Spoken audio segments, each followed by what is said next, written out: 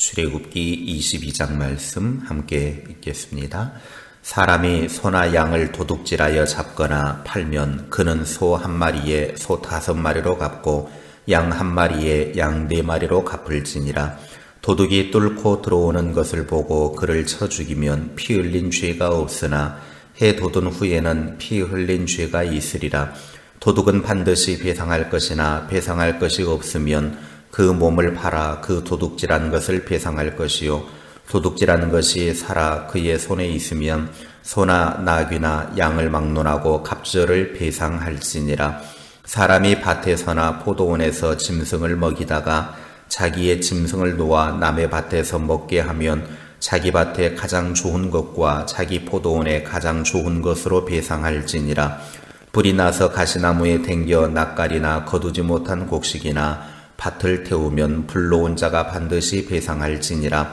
사람이 돈이나 물품을 이웃에게 맡겨 지키게 하였다가 그 이웃집에서 도둑을 맞았는데 그 도둑이 잡히면 갑절을 배상할 것이요, 도둑이 잡히지 아니하면 그 집 주인이 재판장 앞에 가서 자기가 그 이웃의 물품에 손댄 여부의 조사를 받을 것이며, 어떤 이런 물건 즉 소나 나귀나 양이나 의복이나 또는 다른 이런 물건에 대하여 어떤 사람이 이르기를 이것이 그것이라 하면 양편이 재판장 앞에 나아갈 것이요, 재판장이 죄 있다고 하는 자가 그 상대편에게 갑절을 배상할지니라.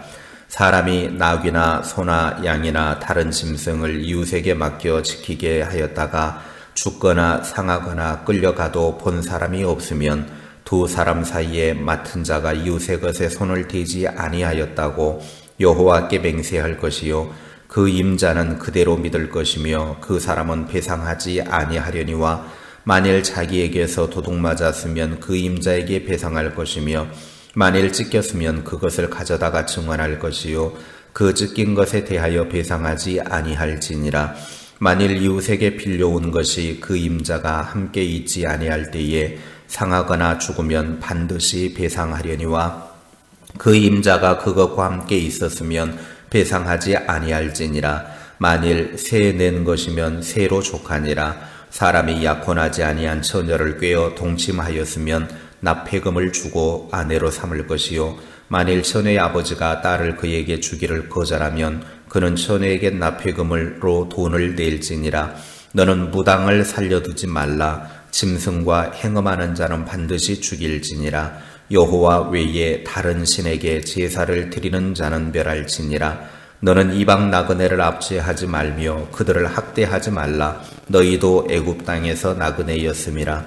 너는 과부나 고아를 해롭게 하지 말라. 네가 만일 그들을 해롭게 함으로 그들이 내게 부르짖으면 내가 반드시 그 부르짖음을 들으리라. 나의 노가 맹렬함으로 내가 칼로 너희를 죽이리니 너희의 아내는 과부가 되고 너희 자녀는 고아가 되리라. 네가 만일 너와 함께한 내 백성 중에서 가난한 자에게 돈을 구워주면 너는 그에게 채권자같이 하지 말며 이자를 받지 말 것이며, 네가 만일 이웃의 옷을 전당 잡거든 해가 지기 전에 그에게 돌려보내라. 그것이 유일한 옷이라. 그것이 그의 알몸을 가릴 옷인즉 그가 무엇을 입고 자겠느냐. 그가 내게 부르짖으면 내가 들으리니 나는 자비로운 자임이니라. 너는 재판장을 못 오가지 말며 백성의 지도자를 저주하지 말지니라. 너는 네가 추수한 것과 네가 짜낸 즙을 바치기를 더디하지 말지며 네 처음 난 아들들을 내게 줄지며 네 소와 양도 그와 같이 하되 이랫동안 어미와 함께 있게 하다가 여드레 만에 내게 줄지니라. 너희는 내게 거룩한 사람이 될지니 들에서 짐승에게 찢긴 동물의 고기를 먹지 말고 그것을 개에게 던질지니라. 아멘. 21장에 이어서 22장에서도 구체적인 율법들이 나오고 있습니다. 제산의 손해를 입혔을 경우, 우상 숭배에 죄를 지었을 경우, 약자들을 대하는 경우, 거룩한 의무에 관한 경우 등입니다. 이 율법들은 자비와 다양한 정황을 고려한 배려, 그리고 거룩을 지키기 위한 단호함 등의 특징이 있습니다. 첫째, 약자들을 위해서 자비를 베풀어야 하는 법을 말씀합니다. 나그네, 고아, 그리고 과부, 가난한 자, 이들은 그 당시의 사회의 약자들이었습니다. 27절에 보면 하나님은 자비로운 분이시기 때문에 자비로운 하나님이 그들에게 자비를 베풀어 주었듯이 우리도 그런 약자들에게 자비를 베풀어야 된다라고 하는 것입니다. 우리는 하나님의 자녀이기 때문에 자녀는 하나님을 닮아야 된다라고 하는 것이죠. 하나님이 사회적인 약자들에게 자비를 베풀어 준 것처럼 하나님의 자녀된 우리들도 자비로우신 하나님을 닮아서 사회의 약자들에게 자비를 베푸는 자가 되어야 한다라는 것입니다. 둘째, 하나님은 다양한 정황 속에서 재산상의 손해를 다룹니다. 1절부터 31절까지 보면 한 가지 경우로 못 박아서 말하는 것이 아니라 여러 가지 경우가 있을 것을 가정해서 하나하나 예를 들어 말씀하시는 하나님의 섬세함을 볼 수 있습니다. 한 가지 한 가지 예를 다 들으면서 이럴 때는 이렇게 하고 저럴 때는 저렇게 하고 그렇게 세심하게 배려를 해주는 것을 보게 되옵니다. 이것은 우리를 향한 하나님의 배려라고 하는 것이죠. 셋째, 우상 숭배나 불경건한 모든 행동에 대해서 하나님은 단호하게 말씀하십니다. 18절에 보면 무당을 살려둘지 말라 그랬습니다. 점을 치는 행위는 하나님을 믿지 않고 하나님의 사랑을 불신하여 하나님의 인격에 상처를 입히는 행위입니다. 하나님을 믿지 않으니까 점을 쳐서 그 방식대로 살아가는 것이죠. 이것은 하나님께 죄를 짓는 것입니다. 20절에 여호와 외에 다른 신에게 제사를 드리는 자는 멸할지니라 그랬습니다.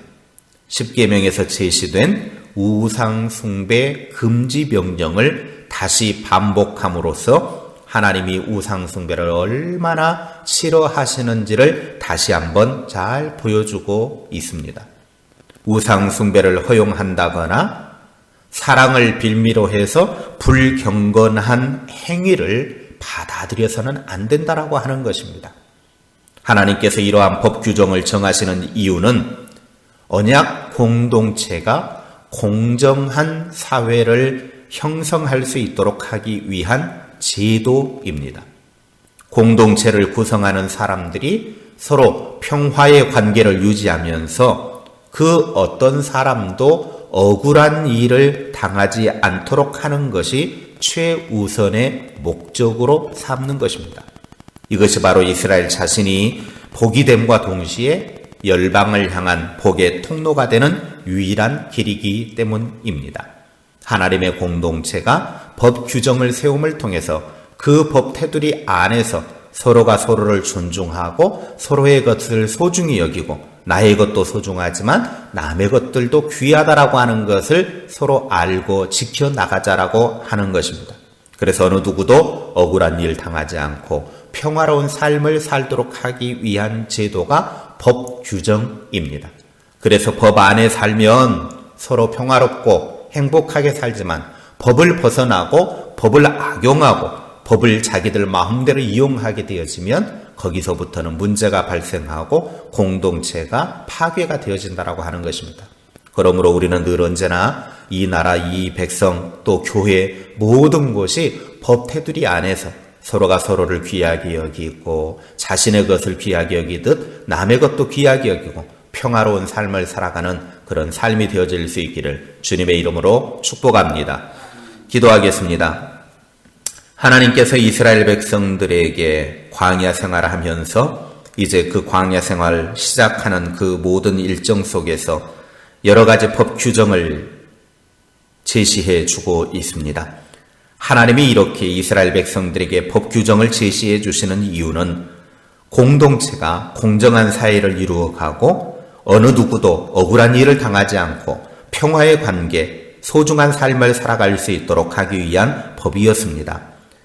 이 나라 이 백성 또 모든 삶 속에 법이 있을진데 그 법 테두리 안에 살면 모두가 다 행복한 삶을 살지만 법을 벗어나면 서로가 눈물을 흘리며 고통의 삶을 살아갈 것입니다. 우리 모두가 법태도를 잘 지켜서 그 법 안에서 서로가 행복한 삶을 유지하는 아름다운 사회, 아름다운 세상 되게 하옵소서. 권력 있고 돈 있는 자가 휘두르는 그런 법이 아니라 어느 누구에게나 평등한 법이 되어져서 어느 누구도 억울한 일 없는 아름다운 세상이 되어질 수 있도록 은혜 베풀어 주옵소서. 하나님의 백성들이 하나님의 법을 따르고 그 법 안에서 행복과 미래를 향한 소망을 품고 나아가는 주님의 사람들이 다 되게 하옵소서. 오늘 하루도 하나님 우리의 삶에 동행하시고 주와 함께하는 복된 삶이 되어져서 주님이 주신 기쁨으로 가득한 승리하는 날 되게 하옵소서. 주님이 우리 편이 되어주시고 어떤 위기와 어려움 속에서도 주님이 주시는 힘으로 승리하는 복된 날 되기를 소망합니다. 주님 우리를 붙잡아 주시옵소서. 성령 충만케 하시고 어떠한 악은 모양도 본받지 않고 진리를 따라가며 하나님이 기뻐하시는 일들만 추구하는 복된 하루가 되게 하옵소서. 예수님의 이름으로 기도하옵나이다. 아멘.